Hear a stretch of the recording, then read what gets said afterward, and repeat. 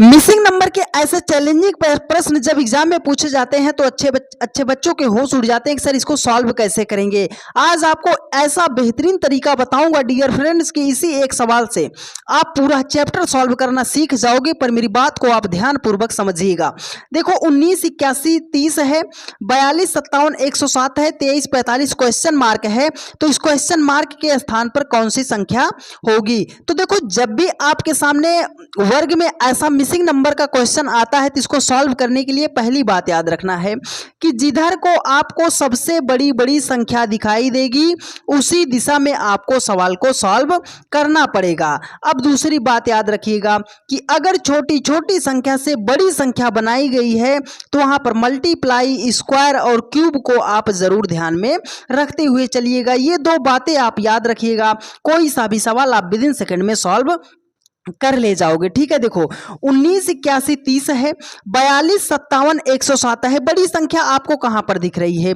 आप बोलोगे सर यहां पर सबसे बड़ी दिखाई दे रही है। तो जब यहां पर सबसे बड़ी दिखाई देगी इसका मतलब है क्वेश्चन को हमें लेफ्ट टू राइट सॉल्व करना पड़ेगा। तो अब हमें 19, 81 से बनाना है 30, 42, 57 से बनाना है 107, 23, 45 से क्वेश्चन मार्क के स्थान पर संख्या बनाना है। तो कैसे बनाएंगे? देखो अगर 19 से हमें 19, 81 से 30 बनाना है तो कैसे करेंगे? देखो 19 है यहाँ पर, 19 को अगर हम 3 से मल्टीप्लाई कर देते हैं तो हो जाएगा हमारा 57। अब यहाँ पर 81 है, हमें तो 30 लाना है।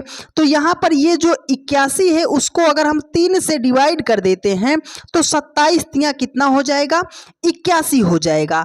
अब इसको हम करते हैं माइनस तो हो जाएगा हमारा 30 हो जाएगा। लॉजिक क्या निकला है कि पहली संख्या को 3 से गुणा कर दो, दूसरी संख्या को 3 से भाग कर दो।